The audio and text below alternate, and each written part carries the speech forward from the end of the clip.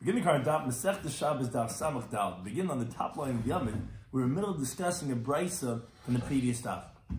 Hashem co-sponsor by Kalzich and Yecheskel, for any time in Daf Achaim and the Zumoil. Some of the things we're going to be speaking about in today's Daf is the ability of sackcloth made from goat's hair to become tummy in regards to tumas sheretz, which is from a dead bug, and tumas mes regarding when they come into contact from a dead person. Additionally, at the end of Amud Aleph, we're going to discuss lessons from the aftermath of Mechemes Midyan regarding the inappropriateness of the Midianite women. On Amud Beis, we're going to discuss items that a woman is permitted to walk outside with the chatzir, and in regards as it relates to the Rosh Hashanah. Additionally, some of the important terms and concepts that come up on Amud Aleph regarding the difference of tumas sheretz and tumas mes. Tumas sheretz is only through what's called maga, through touching. And it's even the size of an adash and a lentil. So on the one hand, there's a leniency, on the other hand, there's a stringency. And so to tumas mes, on the one hand, that it has a stringency that is transmitted by being in the same room, what's called tumas oil, and it's tumas also for 7 days. On the one hand, it's stringent. On the other hand, it's a leniency in regards to tumas sheretz that's only the size of a kazayas of an olive. Additionally, we're going to be discussing a gzeir shava, that it says beged va'or by sheretz, and it says beged va'or by tumas mes. And the Gemara is going to have to tell us that it's mufna, that's not used to teach anything else, and that's how we can learn one from the other, even though that there might be one having a stringency over the other. Additionally, the term marasa'ayin regarding activities that are prohibited because they give the appearance of wrongdoing, and the concept of shleitas gan al baila, that a woman should not be disgraced by her husband, therefore we allowed certain things in her state of need. So begin the current daf. We had brought a brisa from the previous daf, which was discussing, it came into the concept of talking about what is considered as a tamei item. We're discussing that of the biris, and we said what's its function. We spoke about regarding what its function is, and we mentioned a brisa that came into discussion regarding the tzitz and regarding oreg kolshu. So we got into the halachas of no matter how small the tachshit is, it's going to be tamei. So we said regarding if it's woven or if it's tachshit. So on that, the Gemara continues on that brisa that we had said in that brisa, again in Talmudic style, once we introduce a brisa, we continue discussing it. So it said there in the brisa that moisav sak, that there's something more by the sackcloth, which is made from the pluckings of goats. And then you take those pluckings and you, as Taisa points out, we're actually talking about the thick type of pluckings, and you make it into a garment. There's something more about the sackcloth, al ha-beged, over a garment, shetami mishum areg, where it's going to have a tumah because of the halacha of woven. Now that the Gemara asks, atu beged lav areg, what do you mean to say? You think that only, what is that? It doesn't even translate. How do you even translate? What does it mean the sackcloth is more than the garment? Because of the woven, meaning we had said that by being woven, even koshu, it's going to have the tumah. So why are you saying that that's what sackcloth has of a garment? A garment is also woven. You take the fabric and you weave it. Why would that be a stringency of a sackcloth over a garment? Says Gemara Hachim, this is what the Bryce was saying. Ma'aser sakala beged, what we're saying what the sackcloth has over the garment is to tell you, alfa pisha einoi arug, even though it's not woven, rather, what they would do is that, as the Gemara is going to shortly explain, is that they would braid a small amount of the pluckings of the goat, which is essentially the sock, which is what sackcloth is, and they would hang an ornament between the daughters by the neck, by her chest area, a jewelry called bati nefesh, that's what it was called. And so what we're saying is that even though it's not woven, tamei, that sack, that fabric that's made, when we say sackcloth, it doesn't have to necessarily mean a sack. It's basically the pluckings of a goat that's not, as we're going to shortly explain, not really woven. It's just like it's braided, and they were telling you that it's going to be mikabel tumah because that's the norm of how they do that, and therefore it's considered for the girl an ornament. So what the brisa was saying is that it's going to be tamei as arik, even though it's not arik. That's obviously a stringency over beged, because a beged is only when it's taviv arik, when it's spun and it's woven. And we're saying that regarding the sack, even though it's not woven, it's going to be mikabel tumah. As the Gemara explains, l'may chazi, what do you mean? For what is it useful for? What makes it into a garment, into a tachshit? So Rabbi Yochanan, he says, shekain ani kaileya, because we find that a poor person braids shalish niman, 3 strands of the pluckings of the goat that was like they would have it dyed as colored. And he would hang it on the neck of his daughter as some type of an ornament. And that's what the Bryce is coming to say Chiddush. It's essentially saying that the braiding of this goat here is essentially its weaving, because it's spun. As the Gemara, we had it previously in this parak, we had in the beginning of the parak what's called the Tichi Chalilta, where we said that even though it really wasn't woven, it's like it's weaving. So basically when the Brisa, when we answered in the Gemara, when we said that even though it's not woven, what we meant to say is that even though it's not literally woven, as you see here in the picture, what we're saying that the Chiddush of Meisiv Sakal Beged, that's Tamei Shem Arig, is even though it's not Arig, it's Tamei. When we say it's not Arig, we're considering it. This is considered its weaving. It's not really, that's really what weaving is, but it's not really weaving, it's braiding. And we're saying that that's a chiddush, that weaving is, that the sack is going to have over a beged. A beged, if you just braid it, it's not going to be considered a beged. It's not going to be mekabel tumah. Whereas by the sack, it's normal for them to take those pluckings of the goat here and braid it, and therefore that's considered as its weaving. That's the chiddush that the Brisa is coming to say. Now we continue with another Brisa that elaborates on these halachas of the tumah of sack, and as it relates to the halachas of sheretz and of tumas mes. So it says the Brisa. Tanraban, the Brisa. Sack, it says in the Torah, in Vayikra Yeralfam and Beis, it says whatever's going to fall from them, meaning referring to the dead sheretz when they die. So it's going to be mitami, any wooden vessel, any garment, or any leather, or sack. Now, as says the Brisa, sack. I would only know sack, which is basically the sackcloth, which is basically a garment that the shepherds would wear. How do I know to include also the harness straps and the esachavik, which the harness straps is that by the horse they make like by the breast of the animal, or esachavik, which is called the girth, which is like ties on to the saddle, which is also made from goat hairs, which is spun and woven. How do I know to include that too, that it's makabel tumah? I would only know the garments that are made. How do I know to include also the straps of the animals? You have the extra word oi, comes to include, to say something that's also similar, that's also makabel tumah. Now, says the Brisa, you'd think that I would include the ropes, and the measuring ropes, which they are braided from the goat here as it's torn off from the animal. They don't spin it. Now, so as Rashi explains, that's why it's not similar to when we said the girls that from the paupers that they would wear the three loops, and that would be considered as a tafshid because they were spun, and therefore, like we said, the zuhi arigasa, that's considered it's weaving when you braid it. But here, this wasn't even spun. So therefore, says the Brisa, maybe I would think to include that Tamalema. That's what says no sak. We're including oy sak, but it has to be similar to sak. Which is, so these ropes are not makabel tumah, they're not spun, because it says there in the pasuk, that it's sak. So masak, just like a sackcloth, is tavi is spun, the arig, and it's woven. I've called tavi v'arig. Also, anything that you want to include has to be spun and woven, again, which is how the garments of the shepherds are, and therefore that's going to exclude the ropes that not makabel tumah because they're not spun. So we include the harness straps and the saddle straps because they do have those two criterion, but the ropes are not going to be makabel tumah. So that's regarding the tumah of sheretz. Now we start discussing where it says regarding by a dead person. It says the pasuk Midbar, it says v'chol kli'ar, and all the utensils of leather, of hide of the animal, and all the activities that are made from the goats here, etc. You make a vessel, a garment out of it. So tischato. So you have to go ahead and purify it. Now, which means to say that it can be makabel tumah. Now, when it says v'chol and all ma'asizim, says the Brisa, so l'rabes hakilkali, that's going to include the breast strap, vesachavik, and the girth. So just like we said regarding tumas sheretz, that we included from oisak, the harness straps and the saddle straps. So we have a pasuk by tumas mes, also from the extra word v'chol comes to include those two things too. Now, so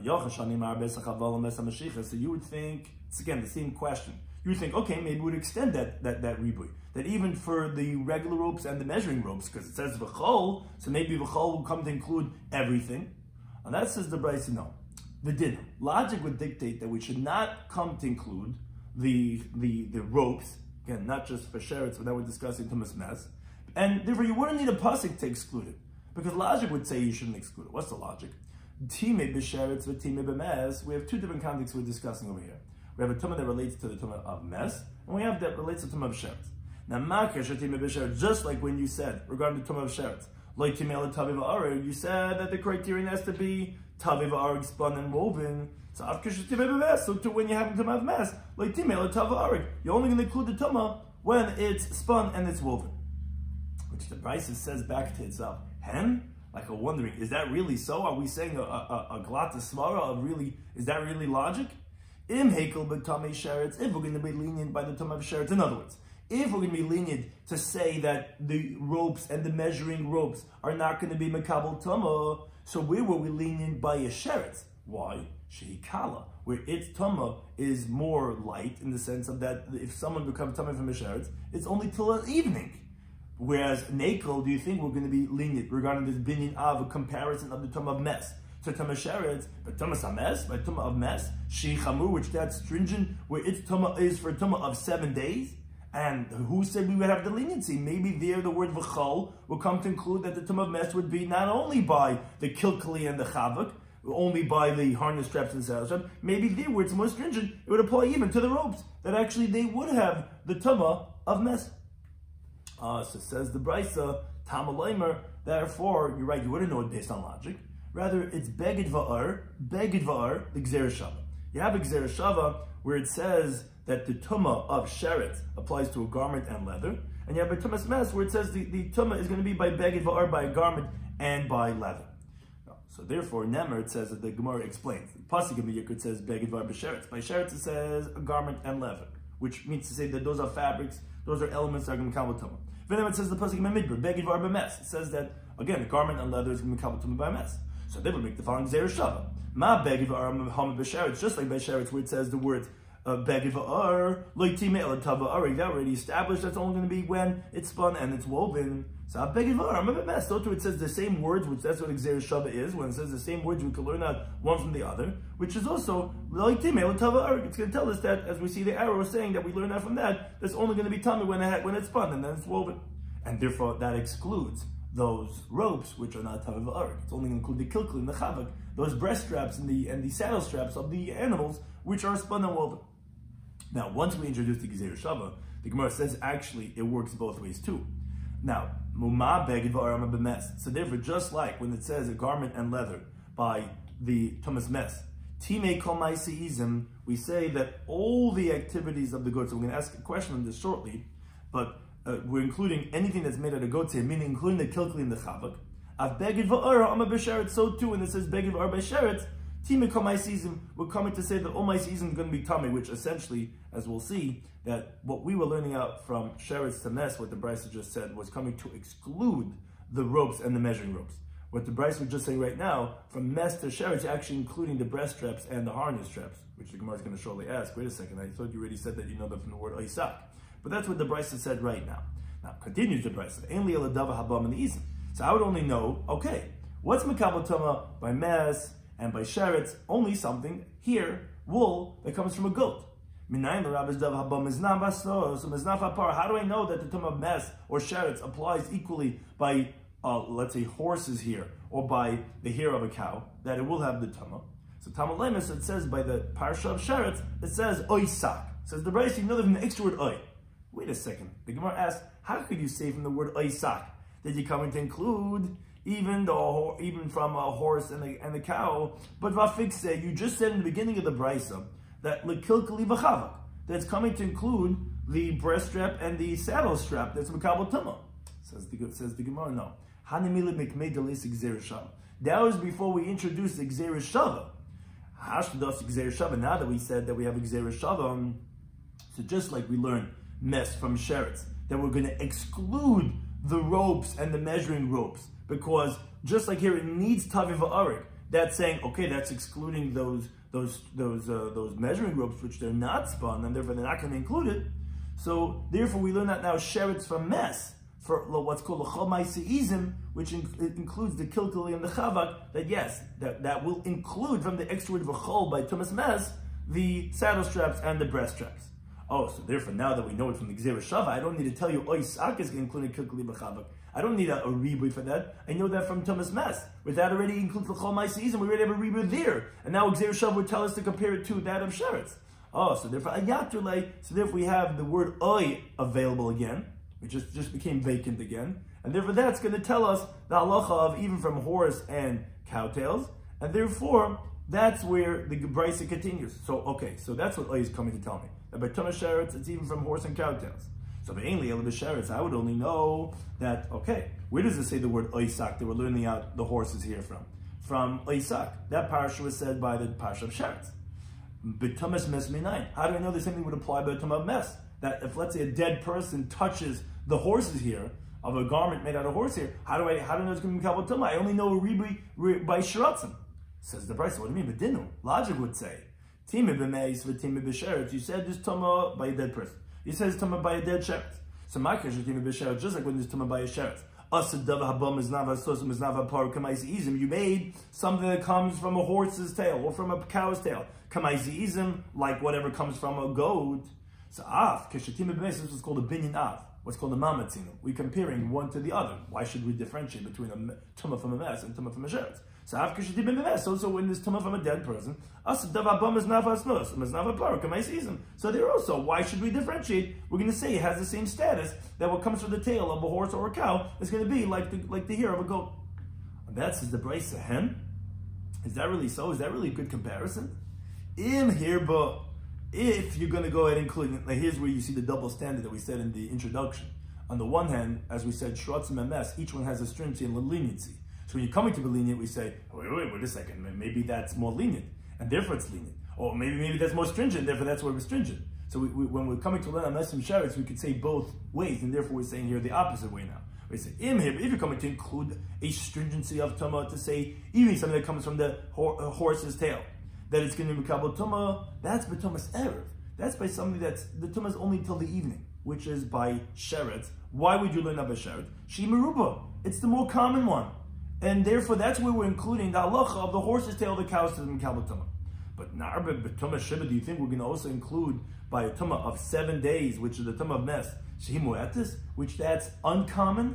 Because all Tumahs of what's called Maga, of touching, generally, they're Tumah until the evening. Whether that of a sheretz touches, or nevela touches, or shechva zera touches, or the zav touches, or tumah mes touches, not the mess itself, but if someone who became tumah from a mess touches, all these are tumah for 7 days, and those are the more common things. So therefore, maybe where we find the stringency is by tumas erev, like by sheretz. But who said that tumas shiva, which is the more uncommon thing, would have this stringency of also having this namasus with navapar? How would you say necessarily that you can learn out tumas mes from tumas sheretz? So the Gemara says, you're right. You wouldn't know it from logic. Tamaloyma, that's why you need the Gzeira Shava, beged va'ar, the Gzeira Shava, as the Gemara explains. Never beged va'ar b'sheretz, like we said before. It says beged va'ar by sheretz. For them, beged va'ar b'mes, it says it by mes. Ma beged va'ar b'sheretz, just like when it says beged va'ar b'sheretz. Asa dava b'mes nafa sosa b'mes nafa pork ma'isizim. You made that the horses and the cows are just like that coming from a goat. Beged va'ar ma'am mes, just like when it says beged va'ar by mes. Asa dava b'mes nafa sosa b'mes nafa pork ma'isizim. You made that with the horses and the cows here, just like that which comes from the goat, and therefore that's how we know the halacha. We said 2 ideas we mentioned that we learned out mes from sheretz. We said that it has to have tav v'ar, which excluded that of the meshiches and the chavalim, the ropes, which doesn't have both. Here it also is going to be excluded, and we actually learned out sheretz from mes that we're including the breast straps because that says kol ma'isizim, which we learned that the sheretz from mes, and therefore we said, oh, we're back to we have an available oisak. So we said from oisak we learned out the horse and the cows here, and that also is what we're learning out mes from sheretz. That also even the horse and cow here is also going to from their tail is also going to have the tumah of mes. But now the Gemara points out that it must be umufna. It must be that the words begevar that you're saying are used for Gzeira Shava are superfluous to make this drasha, that you don't need it to teach anything for the context that they're written in by sheretz and mes. And since they're superfluous to teach Gzeira Shava, so then it's like as if the pasuk was telling you explicitly this halacha that you're learning from the Gzeira Shava, because the Torah is telling you an extra word to tell you this, and therefore then what's called imashibnala. Then we're not going to ask any questions, even though it seems to be difficult that you're learning one from the other, but the Torah is telling you that, fine. Because as the Gemara says, the ilav mufne, if it's not superfluous, then you're going to say, meaning, what do you mean it's not superfluous? Meaning, the pasuk is telling you those words to teach you the halacha for that context itself. So in ikla mifrach, then you actually could ask on the Gzeir Shabbat, and actually it would not come to tell us the halachas that you're coming to tell us, well, we're learning out sheretz from mes and mes from sheretz. Because I could tell you, mal sheretz, what are you saying by sheretz? Which is more stringent, shekim etame b'kadosha, where we find that it has a stringency of being metame by the size of a lentil. And Rashi just points out that really the Gemara could have asked this on the first Gzeir Shabbat, regarding that it has to be taviv va'arg. Why asking on waiting till the end? But that's what the Gemara generally does. It waits for the brisa to finish, and then it asks on it. But the question and answer that's going to say would apply to the first Gzeir Shabbat too. There would be two Gzeir Shabbats that we said regarding Tav Arig, and from the horse and cow here, we just waited to the end. But really, the question is on both. But the one thing is, how you're learning from sheretz that, let's say, to include is not asos v'apar. But there, sheretz is stringent that it has a tumah even the size of a lentil. And who would say that would apply to Tumas Mes, which is only that of a Kazayas? Sheretz is stricter. It conveys Tumah even the size of a lentil. Says the Gemara, La'ai. The truth is, yes, Afnuya Mifni. The word Beged Va'arba Tumas Sheretz is superfluous. Because Mechti, let's see. Sheretz iskish l'shech vazer. The Torah equates the Tumah of a Sheretz, of a dead Sheretz, to shech vazer, to the semen of a man which has Tumah also. The Sivak says a pasuk Miyikr. It says, Ish asher teitim in the shech vazer, a man that's going to have semen come out of him, that it's Tameh. And it says right there, which is what a hekesh is. When you have a pasuk near each other, it compares them, and the halacha of one applies to the other one. It says, Ish asher yikah b'chol Sheretz, a man that touched any Sheretz. So we know that Sheretz is compared to shech vazer. Now, uksivir b'shech vazer, and there's a pasuk by shech vazer that tells us that a garment and leather is tummy, because it says in the pasuk v'chol beged v'chol ar, any garment, any leather sheyiyal of shech vazer will have on that semen is going to be tummy. So wait a second, beged v'ar because v'chman b'sheretz lamali. Why does the Torah have to tell me that the tumah of sheretz applies to a garment and leather? You told me you're comparing it to shech vazer. I already know this from the parasha of shech vazer that it applies to beged v'ar. Why are you saying the words beged v'ar? Shema mino lafnuye. That's to tell me that they're extra. If it's superfluous, then you can make a Gzeir Shabbat. But then the Gemara says, wait a second. It's still only superfluous on one side of the equation. What it says by sheretz is superfluous, like you said. But that which is written by the Parsha Mes is not superfluous. So therefore the Gemara concludes its question. So this is only good according to the one who says, which is the Machlekes Rabbi Rabban in Masechtas Nidin Avchol Beis and Beis, that even if it's mufne mitzad echad, even if it's only superfluous on one side, still the maiden ve'emashivin, you will learn that the Gzeir Shabbat, and you will not ask questions, even though it seems to be difficult, how you can learn it one from the other. But according to the other opinion that holds Lameidin, you learn out the Gzeir Shabbat if there's no refutation. But a Mashivin, you do refute it if there's going to be a question. So Michael, remember, what are you going to say? There's something to respond over here. But how can you learn out mes from Sheretz? Sheretz has a stringy that's metama the size of a lentil, which is smaller than the size of a Gizayis Benes. How could you learn the Gzeir Shabbat? Says the Gemara, the meis nami afnuya mufna. Really, the words here are also superfluous. Because Mechti, let's see. Meis is kishla shekvazer. Tamas mes is also learned out and compared to the parasha of shekvazer. Because the pasuk says, "Vanegea b'chol tamei nefesh." If someone touches anyone that's tamei from a dead person, oy isha shetetzim menich shekvazer, or someone that semen is going to come out of him. So we see the pasuk is equating tumas shekvazer and tumas mes. Now, like we said before, it says that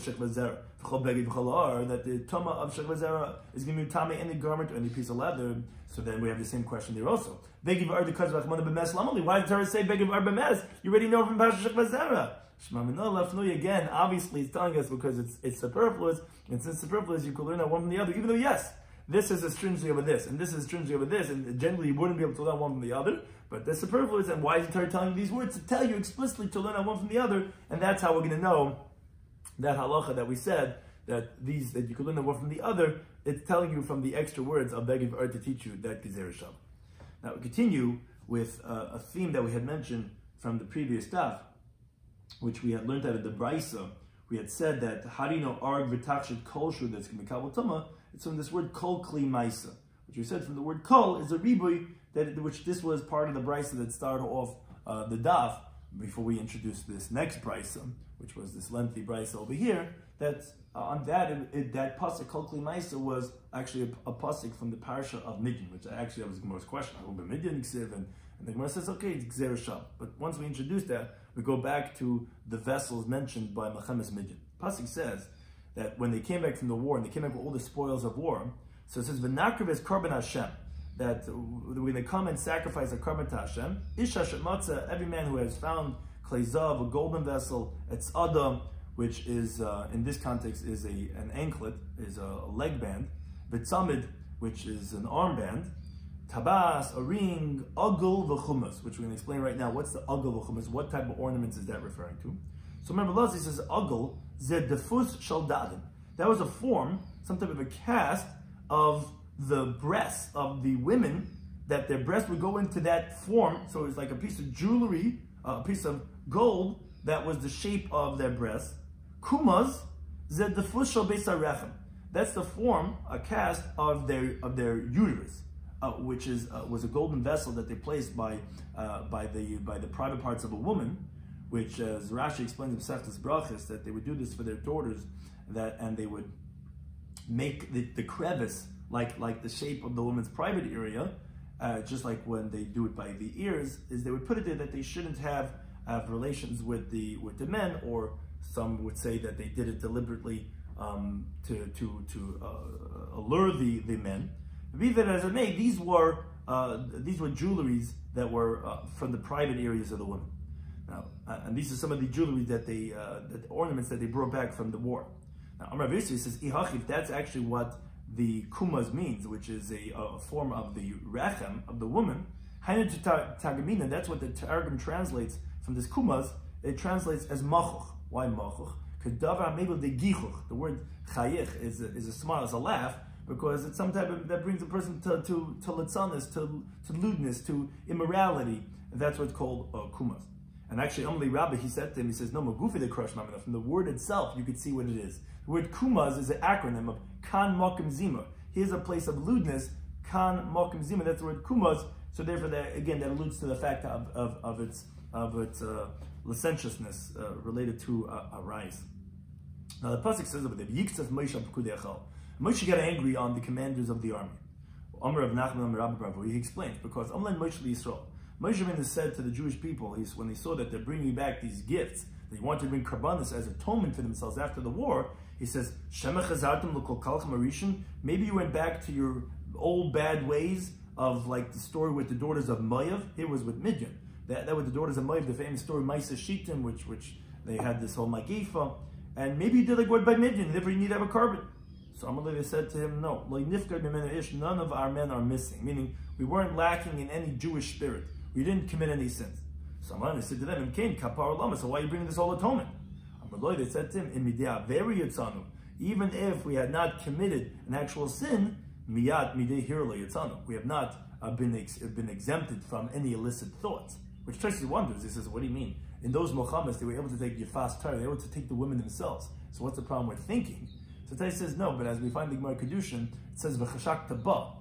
You were able to take one woman, v'lei b'chaverta. So any other woman that they were thinking illicit thoughts about, it was a sin, and therefore they need atonement for that. So Miyad right away, like the pasuk says, B'nakar Karban Hashem, they went and to bring a carbon to Hashem.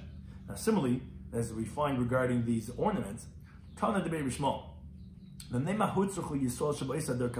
did the Jewish people in that generation require an atonement after the Muhammad Midian? So that he says, because of the base, very interesting terminology, because their eyes feasted, but the word zonu means like a terminology of sustenance, of food, which their eyes had the pleasure. They feasted their eyes ever from the forbidden women, which that's regarding because there's a spiritual sustenance to it, one eyes too, and they sustained their eyes from the arayas, and therefore, as we said, what they looked at and what they thought about, that required atonement, even though they didn't commit any actual sin. Which similarly, Amar Rav Sheshes says,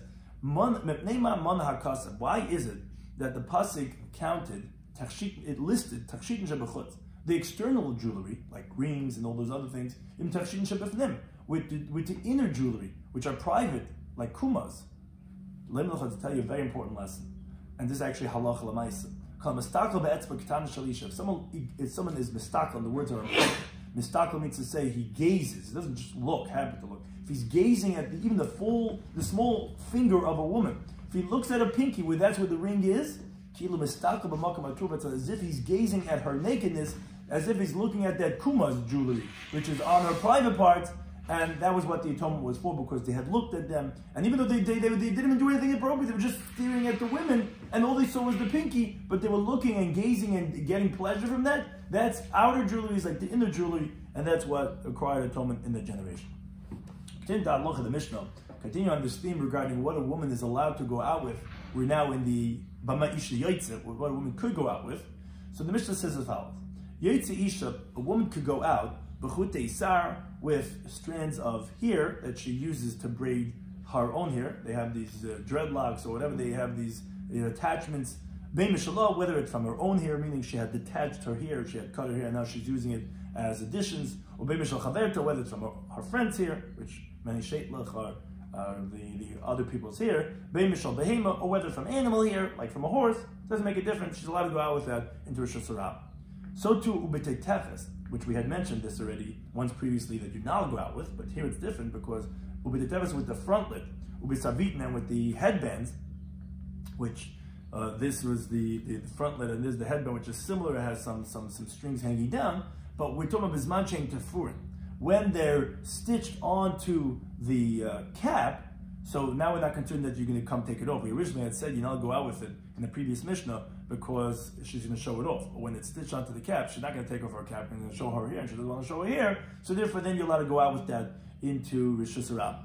So to bekovel, she's allowed to go out with a wool cap, ubepei nachris, and with a foreign covering, which refers to a wig, which is basically hair that's braided from detached hair, and then she attaches it onto her hair with the braiding, and so it should look like she should have more hair. So actually, it doesn't sound like the classic wig in that way, and it sounds like that she has her own hair, but she's just adding hair and looking as if she has more hair than what she has. But be that as it may, she go out with these things, lachatzer, into the courtyard, and as Rashi points out, that's specifically going on the kavel, on the woolen cap, and the peyinachris, where, although we had said previously that those are from the items that she's not allowed to go out to Rosh Hashanah, our Mishnah had to tell us, but to the chatzar she's permitted to go out with. Now, and Rashi points out one other more important thing is that although we had a machlekes in the previous Mishnah regarding what kavel is, was it a woolen cap or was it some type of an emblem for the slave? Here, everyone agrees. There's no machlekes in here. Everyone agrees it's referring to the woolen cap, and that's what we're saying, that she's allowed to go out with that into the courtyard. So to b'meich sheba'azna, and we'll explain this. We'll elaborate on these elements that the Mishnah is saying right now in the next Mishnah, in the next Daf. B'meich sheba'azna, she's allowed to go out with a wad of cloth in her ear, where she puts it to absorb some of that wax, the excrement that comes out of the ear. Or b'meich sheba'sandala, she could put a piece of cloth into her sandal for comfort. Or b'meich sheba'skin l'nidasa, or a piece of cloth that she puts for her menses, for her state of menstruation. She puts it by the vaginal area, by the private part, where it should absorb the blood, that her garment should not get dirty. That's what Rashi says. Taisa disagrees. He says, no, that's called tzuli tinus. That's just saving from getting dirty, and that's actually considered maser and would be forbidden. He says, the Gemara said in the first parak of Yerav Mabeis, what's called kol tzuli tinus, anything that's saving from getting dirty is not significant, and that would be considered maser. So Taisa disagrees. He says what she would use this wad of cloth, the sanitary napkin, was that it shouldn't fall on her skin and dry on her skin. It would turn out, and this is actually the halacha like Taisus, that it would cause her pain. That's not just to save from getting dirty. That would be significant, and therefore that would be a permitted way of transporting the sanitary napkin. Similarly, also halacha l'maisa is the pilpul. The woman's allowed to go out with a long peppercorn, but some say that we don't have this pilpul anymore, that a woman would put in her mouth if she has a bad odor from her mouth, ubegalgal melech, or like it's a gargle melech, like a clump of salt, where it's from some type of therapy. It's medicinal for the illness of teeth. She's allowed to go out with that. Or anything that's put into her mouth from before Shabbos, she's allowed to walk out with that to Rosh Hashanah. As long as she does not initially put into her mouth on Shabbos. Now, the Mishnah, the Gemara, doesn't tell us exactly why she cannot put initially on Shabbos. But Taisa brings two interpretations. It brings from Rabbi Pyrus that it's a concern for shchikas hamaman. In other words, since it's done for refuah, so we're concerned if you're doing on Shabbos, like any medicine, you might come to grind the herbs. But Taisa doesn't like that interpretation, because how do you explain the next halacha? The Mishnah then says, "V'nafal," and if it fell out of her mouth on Shabbos, leitas she'll put it back in. That says Taisa, why can't she not put it back in? As he brings a raya from a Gemara in Eruvin, that there's no concern about if you already had done a medicine to put it back on. So why would that be problematic? So the Taisa gives a different interpretation. It says the reason why she cannot initially put it in her mouth on Shabbos is because it looks like what's called maremes loitzia, as if she's using subterfuge that she really wants to transport it. And says Taisa, based on this interpretation, all the cases we just said before of the wad in her ear or in her sandal is actually forbidden to be done initially on Shabbos, because it just looks like you're trying to trick and carry it, so you're doing it like, oh, I'll put it in my shoe, I'll put it in my mouth, but therefore it looks like you're trying to trick to carry it. That's why it's forbidden to be done initially on Shabbos. But then says Taisa, then how do you explain, halacha will explain on the next daf, regarding that women are allowed to go out when they wrap their cloak on a stone or on a nut, but that also looks like you're trying to trick. So Taisa says, no, over there it's recognizable. Everyone knows that you need to have that nut on your garment to tie your loop on so that your cloak doesn't fall off. But here when you put it in your mouth, people don't know why you put it in your mouth. It looks like as if you're just trying to trick. Oh yeah, I knew it. And you go across the road, it looks like you're trying to carry. That's why it's forbidden initially to be done on Shabbos. Another halacha the Mishnah discusses is shem teseves, which it means literally a tooth that's placed, means to say she puts in her drawer from somewhere else. Which one interpretation Rashi brings is that that's the case of Shein Shel Zav. It's the same case. A golden tooth, if she puts in her mouth, so Rebbe permits her to go out with that to Rosh Hashanah. To say Sheit forbidden. Why? Because since that tooth looks different than all the other teeth, maybe they're going to laugh at her and say, wait a second, you open up your mouth again. What is that? A golden tooth? So she's going to take it out, she'll be embarrassed, and she's going to carry it down in Rosh Hashanah. And the Gemara is going to explain specifically if it's a tooth made out of gold, because that looks different. But let's say made out of silver, looks the same, then it wouldn't be forbidden. Another interpretation Rashi brings, actually no. Shem Teseves meant a tooth from another person. And that's actually from the permitted cases. It's not going to Machlekes Rebbe and Rabbanan. The Mishnah was saying, a woman's allowed to go out with a peppercorn in her mouth, and with a clump of salt, and with a false tooth. And then it says, but a golden tooth, that's a Machlekes Rebbe and Rabbanan. So that's two different versions of Rashi. Now, we said the first halacha we mentioned in the Mishnah, the woman could go out with, we said she could go out with chutei sar, with strands of hair in her hair. We said whether it's her own hair, her friend's hair, or from an animal. So on that says the Gemara, tzricha, and we had to let you know all three cases. Because Diashmina Dida, had we said only her hair that she could use as extensions from her own cut hair, because it's not repulsive. Therefore, you can't say, oh, she's going to take it off because people are going to laugh at her and she's going to come to carry it. No, because it's her own hair. When she's using her friend's hair, the mice, which that's more repulsive, I would say no, that maybe she might come to take it off. So if I had to tell you, not only her hair, but even from her friend's hair. Now, had we said only her hair and her friend's hair, the basmina, okay, at least her friend is the same human hair. It's not so recognizable, like we know women's sheitlach, many men don't even have a clue that women are wearing wigs, and therefore they're not going to laugh at her. But she's using animal hair, la barminahu, it's not even the same type of fabric. I would say not. So usually we have to say that even of an animal, we're not concerned that they're going to laugh at her and that she's going to come to take it off. Now, tell you, in the Brisa that qualifies. However, although we said you could use hair from other women and other places, as long as a young girl doesn't go out with hair from an elderly woman, and there's a kana, and an elderly woman doesn't take strands of hair b'shal yilada from a young girl, because the white on the black and the black on the white, it looks disgusting, and people are going to say, well, wait a second, what happened to your hair? And she's like, oh, nothing. Wait a second, look, your hair looks funny. What's up? Oh, and she's going to come to take it off. She's embarrassed, whether the old lady with the young or the young with the old, and therefore you can't go out with Rosh Hashanah because we're very concerned she might come to carry it. Now the Gemara wonders on the Brisa. Bishlam is a kind of b'shal yilad. I could understand if you had to tell me an older woman not to go out with a young woman's hair because shlachullah, that makes her beautiful. So you have to tell me that, okay, don't do it. I have to tell you that's forbidden. And the yilad b'shal sikena, but a young woman to go out with an 80-year-old woman's hair. Why'd you have to tell me? Ginayullah. It's disgraceful. As Taisa says that she would never go out with it, even during the weekday. Why have to tell you that she's not Shabbos? No, you can't go out. Oh, I can't use my bubby's hair? Oh, I'm sorry. Well, why do you have to tell me for? The Gemara says you're right. I did the time as Zakena b'shal yilad. The ones we were telling you an older woman cannot go to a young woman's hair. Turn on yilad b'shal Zakena. We said that the young woman cannot go to older hair, but you're right. She most definitely wouldn't, and she most definitely cannot go with that on Shabbos because for sure they'll laugh at her, and for sure she'll take it off, and therefore that would be forbidden. Now we said in the Mishnah, that bekavel ubepei nachris lachatzer. Now, although really the wool cap and the foreign wig, a woman cannot go out with onto the Rishus Rabbim, but to a courtyard she's allowed to go out with that. Now Amar Rav, he says, and actually the halacha follows like this teaching, Kol she'aseh chacham lotzis by Rishus Rabbim. All the previous halachas we said in the beginning of the parak, that the sages said a woman's not allowed to go out with that to Rishus Rabbim, which we had strands of wool and of linen and the frontlet and all the other things we mentioned there in the Mishnah. We said the woman's not allowed to go out with that to Rishus Rabbim because we're concerned she might come to take it off.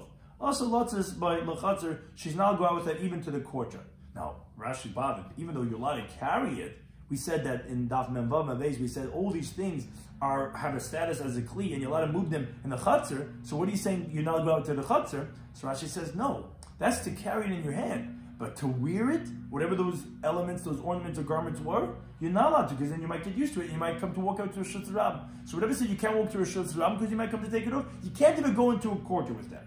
Chutz mikabel, except for the woolen cap, and upei nachas, and for the wig. With that, the Mishnah tells us she's allowed to go out to the courtyard, and the Gemara is going to explain us why, but those are the two exceptions to it. But everything else, you cannot. But however, Rabbi Shloimy Schwartzberg, he disagrees. He says that actually, hakol kukavul, everything is like kabul, meaning whatever was forbidden was only forbidden for Rishus Rabbim, but for the courtyard is permitted, like this case of the kabul. Now, Taisus actually tells us that the halacha is like this, Rabbi Shloimy Schwartzberg. And when he says you could go out with all these things to a chutzner, is even a chutzner she'einu mureves. We're talking about a courtyard that does not have an eruv, because he says if it had an eruv, it wouldn't be any chiddush. So he says that women are permitted to put on all their jewelry in the house and in a chutzner that has no eruv, with their rings and their jewelry. And so Taisus says, a very important, which halacha l'maisa, it's also a very famous sheet of Taisus, which we'll see in Masechtas Eruvin, says since we don't have any Rishus Rabbim, we don't have any Rishus Rabbim, we don't have any streets? No, we don't. Because our Rishus Rabbim is like a carmelis, like a rabbinic domain. Because our mavayis, our streets, are not 16 amas wide, and moreover, it doesn't have, and this sheet is 600,000 people going there on every single day. So therefore, our streets is like a chatzah shein mureves, and therefore women are permitted to put on their jewelry and go out in the street. And therefore, if you ever wonder when we're going through these mishnayos in this mishnah, hey, how come our women wear jewelry? Taisus says why? Because really, we hold like Rabbi Shloimy Schwartzberg that it's only for Rishus Rabbim, and all these jewelry, we don't have Rishus Rabbim, it's like a carmelis with like a chatzah shein mureves. But Taisus brings a different interpretation from Shimshon, from Rabbeinu Sar Shalom, that the reason why is, as we had mentioned this idea in previous Dafim, something that a woman usually takes off to show, that's forbidden. Doesn't usually, like we said, respect the women. So then we said, we said that they could be permitted. He says, our women don't take off their jewelry and show it off. And therefore it's permitted for them to go out. But then Taisus actually concludes, says that, but the Kadmonim, they said that the reason why it's permitted for the women to go out with their jewelry is what's the classic statement, Mutabi Shaygis Val Yimazidis. Better let them be doing it by mistake than deliberately, because women are going to do it. And therefore, which is a very difficult halacha to know when to apply them, when not, but that's what Taisus concludes is, okay, let them, because or else they're going to be considered deliberate, and it sounds like from Taisus at the end that better that they don't, but that we're not going to go ahead and say anything. But be that as it may, so that's what Rabbi Shloimy Schwartzberg, that he disagrees with Rav, and he says actually no. He says all jewelry is like this case of the couple. But that has to Gemara. Wait a second. Now we learned in our Mishnah that says the couple b'pei nachas lachatz. It says the woman could go out with the woolen cap and with the wig to the courtyard. So Bishlam the Rav, we understand according to Rav that nicha. It makes sense because from the fact that it picks specifically these two, and it didn't say all the other cases in the Mishnah that we said that are forbidden. Obviously, that those other cases are also forbidden to go even to the chutzner. That is going to be forbidden. But so that makes sense according to Rav, that yeah, all those other cases, besides Kol and Pei Nachas, are forbidden to go to the Chutzner. But according to Rabbi Shloimy, it's going to be kasha, it's going to be difficult. Says the Gemara, Rabbi Shloimy Mishmei Demand Kamalei. When he was saying over his teaching, as we recorded before, who was he saying it over in the name of? Mishmei Shmuel Bar Beisi. Says the Gemara, so therefore it's not difficult. Rabbi Shmuel Bar Beisi, Tanu Upalik, you're right. He disagrees with the halacha of the Mishnah. He says all those cases were only forbidden in Rishus Rabbim, but they're all like kaval that they may be permitted in the Chatzah. But now the Gemara asks, B'Rav, Ma'ishna Hani. What is actually the difference? Why did we say that it's permitted to go out with the kaval and the pei nachas into the Chatzah? That why is it any different than all the other jewelry? Rav holds that they're all going to be the same. Why do we say that it's going to be permitted? Some of says Kadesh Tiskana al Pilot. We did not want a woman to become disgraced on her husband, so therefore we allowed her some jewelry. You're right, really, kaval and peyah nachot should be forbidden in the chatzar, because if she might come to wear it, she might come to walk out and just around with that, just like we said regarding all the other things. But we wanted her to have some things to beautify herself, because or else she's going to be disgraced on her husband. Ketani, like we find a precedent with this concept in the Brisa that the rabbis were concerned for a woman being in a state of disgrace. A woman is always concerned without her makeup in front of her husband because he's going to see her and say, oh, whoa, I don't know this. Right? So we wanted her to be able to have something to adorn herself. Like the Brisa says, the passage of the Yikr, it says, Va'adava b'nidasa, that, and she's in the flow of her state of menstruation, where it says that she has that tama of nida. But Zikanim Rishonim Amr, the original elders, they expounded the pasuk literally. When you say the word b'nidasa, that's like a state of nidu. You ever putting someone in nidu, he's a chayrim, which means you distance the person. So when it says va'adav, when she's flowing, she's b'nidasa, that sounds like that she has to be distanced from her husband, which is, we don't want them to have any intimacy. Shalai tikchol, they said, okay, she's not put on any eye makeup. V'lei tifkas, she's not put on any makeup on her face, which is rouge, which is like red on her cheeks. V'lei tifkas, and v'lei tiskashid b'bigdi tzavayim, and she cannot put on any colorful garments. We want her to be disgusted and separated from her husband.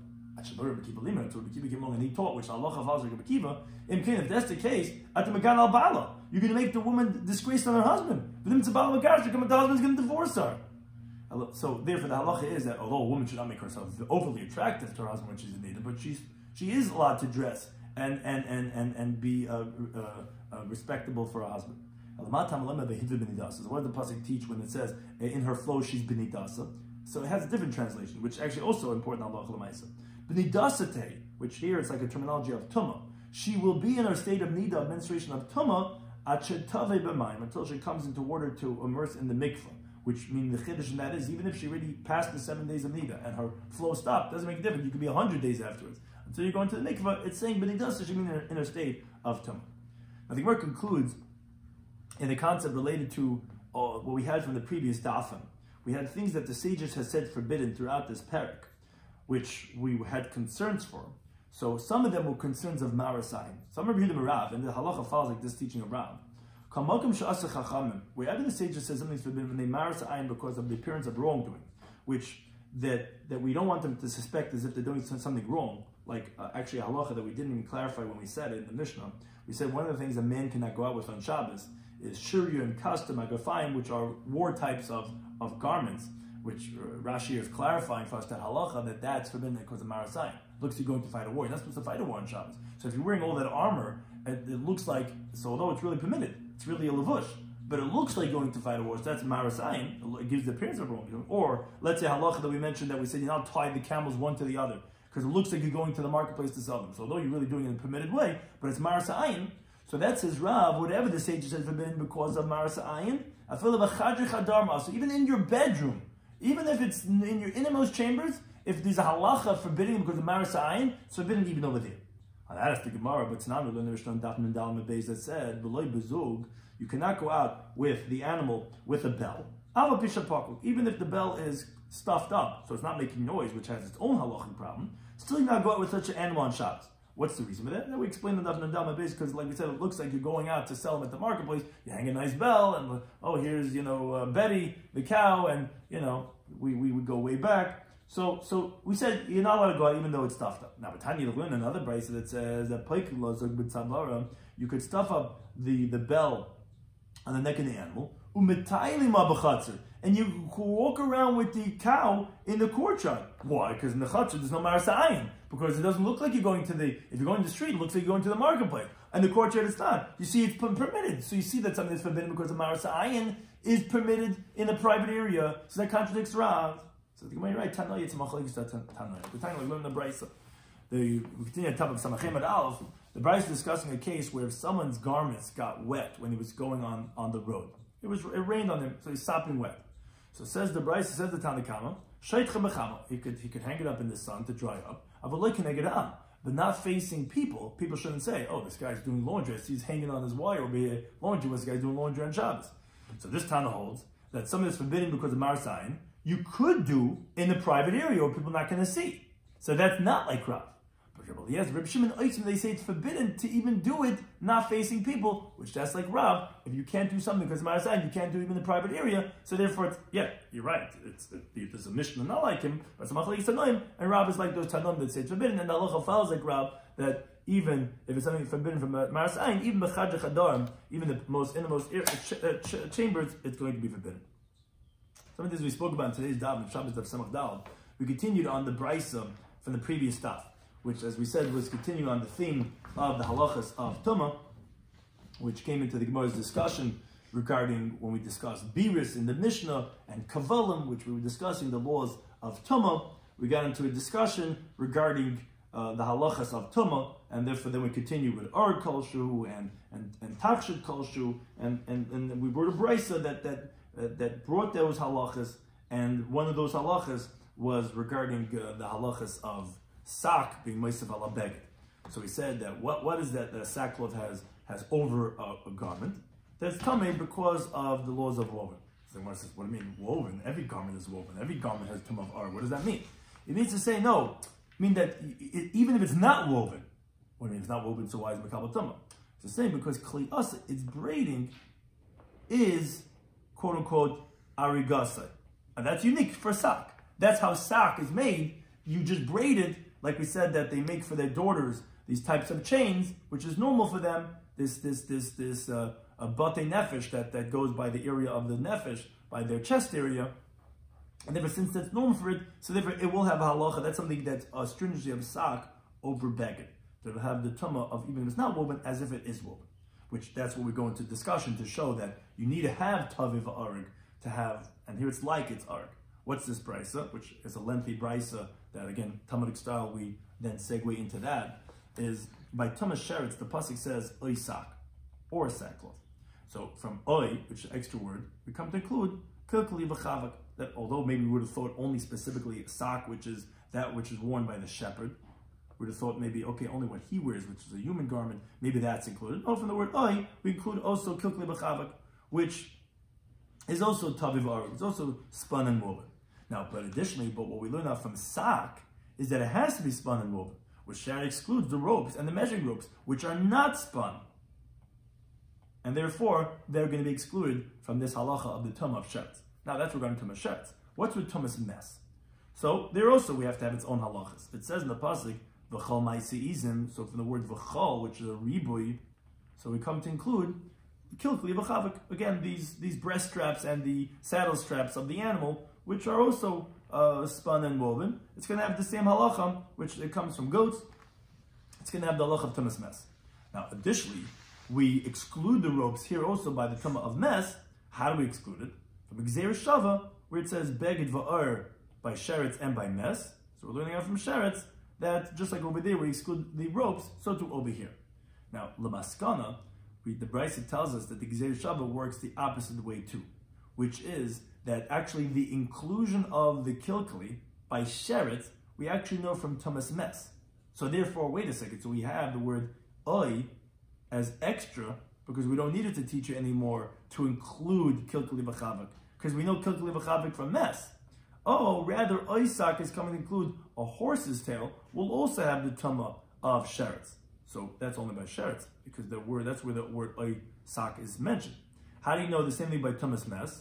You learn enough from that, Gzeir Shava, that the same thing would be by tumas mes, that it's going to have the halacha of this navasas. Now, then the Gemara mentions that it has to be that both of them are mufna. Whoa. That both of them are extra. Meaning, beged va'ar is unnecessary to mention both by mes and by sheretz. Why?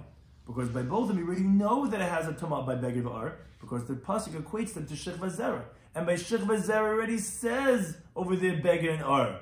So if you already know for beged ar by each one of them, so why does it say it? To be extra, to make the Gzeir Shava, say even though really there's a pircha on the Gzeir Shava, and really we wouldn't learn it, but ein mashiven, because it's mufna mibein hatzdadim from both sides, and therefore we're not going to ask the question.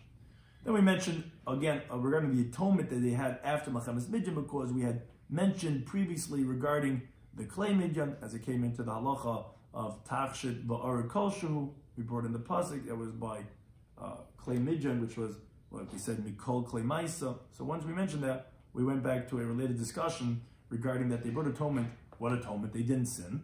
Oh, but for illicit thoughts. As we find that the pasuk lists the Tachshite Bifnim with the Tachshitim that are B'chutz to tell you if someone is mistakel in a woman, even on her small pinky, but he's getting pleasure out of that, that's like as if he looked at her most private area, and therefore that's considered a sin. Then we went to the next Mishnah, continuing on the theme of what a woman could go out with. So we had a list of things.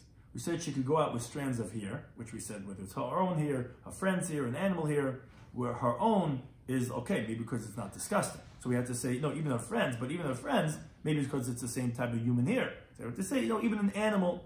And however, Bryce says, but a young woman and an old woman cannot have each other's hairs. That cannot be done because people are going to laugh at them and they might come to carry them just around. We said that the frontlets and the head bangles that they also we could go out with, but again, if they're stitched on, so she's not going to come to take off her woolen cap. We said she could go out with the woolen cap and with peyanachas into the chatzir, so although l'shus haram it's forbidden, but for the chatzir that's going to be permitted, as we'll explain shortly. And we said that she could go out with, and we'll explain on the next daf, this meich, this piece of fabric, this piece of cloth, in her ear, or in her sandals, or for her menses. And we said she could go out with other things in her mouth, specifically pepper, clump of salt, or like ginger. As long as she doesn't put initially on Shabbos, which had two interpretations in Taisis. What's the reason for that? Either because it looks like because of the chashash refu, or because it looks like she's tricking to come to carry it through Rishos Harab. And then we had regarding a golden tooth, we had a machlekes in the Mishnah if that's forbidden or that's permitted. Now we had a machlekes if this permissibility of going to the courtyard in the Mishnah mentioned by the kaval and regarding the wig, if that's specifically those two, is that specific kaval, or that is all the takshitin. And in our Mishnah, it's obvious like Rav, like it's only those two. But then we had another Tana that says it would be old jewelry, which actually comes out to the source of why our women wear jewelry in the street on Shabbos.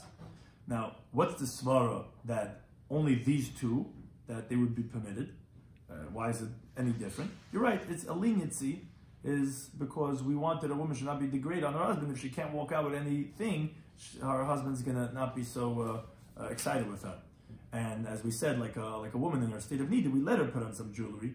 And the halacha of the hidva b'nidas is only telling you that she has to require tefillah in the mikveh, but of course she could wear some type of jewelry.